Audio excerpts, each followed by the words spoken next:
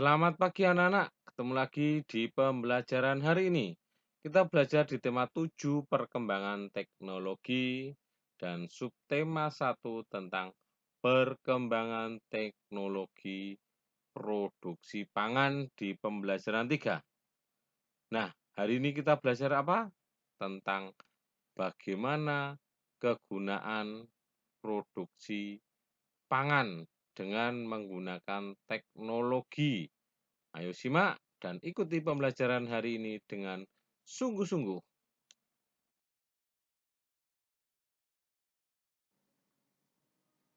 Hari ini rumah Lani dikunjungi oleh Bibi.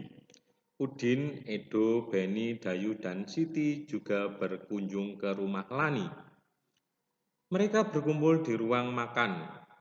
Bibi Lani bekerja di pabrik pengolahan makanan.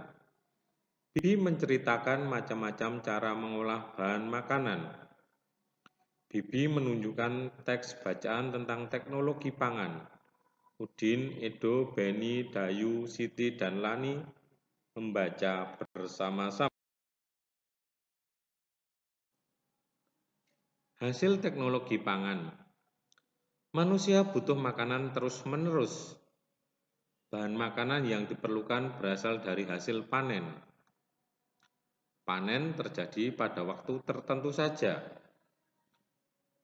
Oleh karena itu, dicarilah cara agar makanan dapat bertahan lebih lama. Agar makanan selalu tersedia, manusia mulai menggunakan teknologi pangan. Teknologi pangan merupakan suatu cara untuk mengolah bahan makanan. Kacang kedelai dapat diolah menjadi tahu, tempe, dan susu kedelai. Mangga dan stroberi diolah menjadi manisan dan selai. Daging dapat diolah menjadi bakso, sosis, dan kornet. Teknologi pangan penting untuk menghasilkan jenis makanan baru.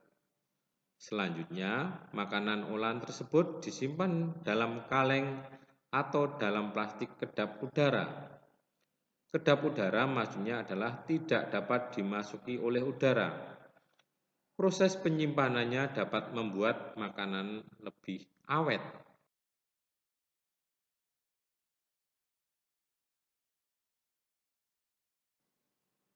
Anak-anak, selanjutnya kita kelompokkan jenis makanan hasil panen dan makanan hasil teknologi pangan. Tuliskan hasilnya dalam tabel berikut. Nomor 1, hasil panen kacang kedelai.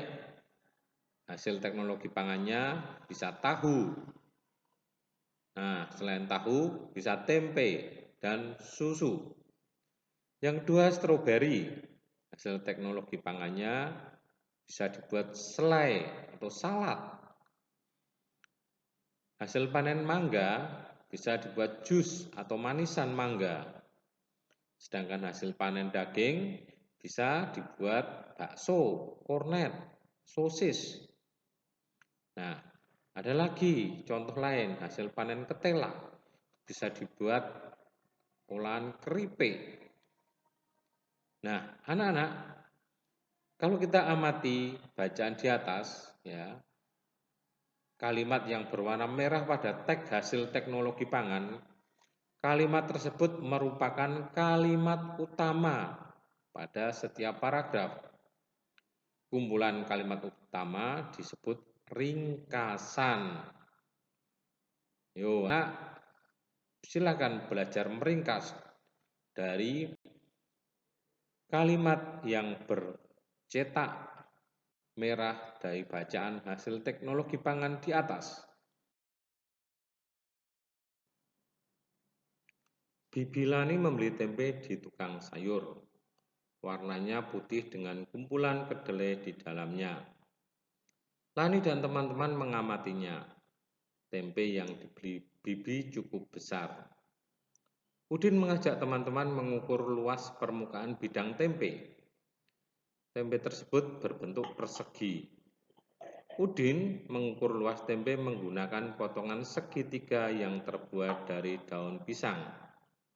Potongan segitiga daun pisang merupakan alat ukur tidak baku.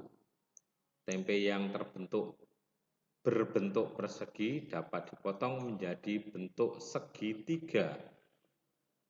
Nah, anak-anak bisa melihat gambar berikut.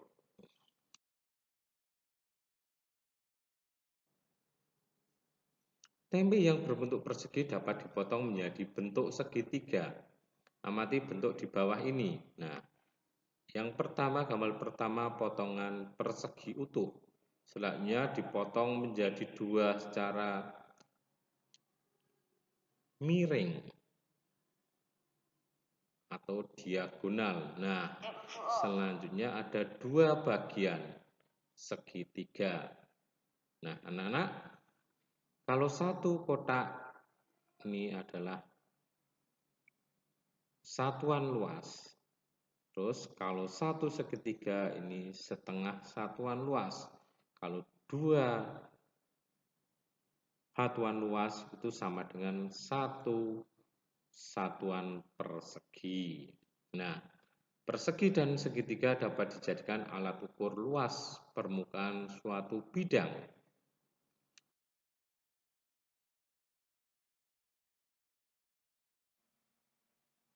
Nah, anak-anak, marilah kita menghitung luas permukaan bidang berikut. Bangun yang pertama kita lihat ada 4 bangun persegi yang berwarna pink. Selanjutnya ada 2 segitiga berwarna biru, maka jumlahnya ada 5 satuan persegi. Gambar kedua kita lihat ada 3 persegi. Terus segitiga berwarna biru berjumlah 4. Maka luasnya adalah 3 tambah 2 sama dengan 5 satuan persegi. Gambar ketiga ada 5 persegi berwarna pink dan 2 segitiga berwarna biru. Maka jumlahnya ada 6 satuan persegi. Berikutnya gambar keempat ada 4 persegi dan 2 segitiga berwarna biru di tengah.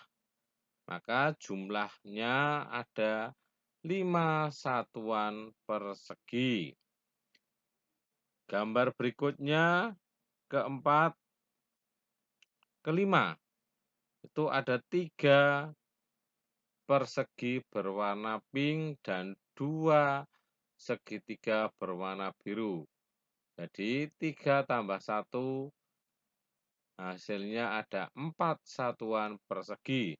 Gambar keenam ada 6 persegi berwarna pink dan 2 segitiga berwarna biru.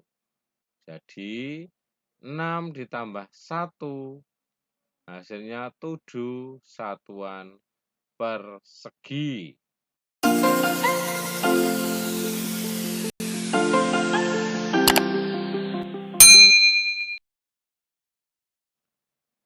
Anak-anak, dengan tadi pembelajaran hari ini, kita sudah belajar tentang bagaimana memproses bahan baku makanan menjadi jenis baru dengan teknologi pangan.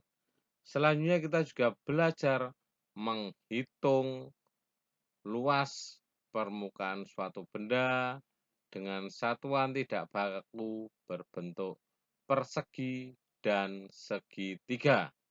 Tetap semangat, tetap rajin belajar, tetap belajar dan membaca. Patuhi protokol kesehatan dan selalu jaga kesehatan. Sampai jumpa.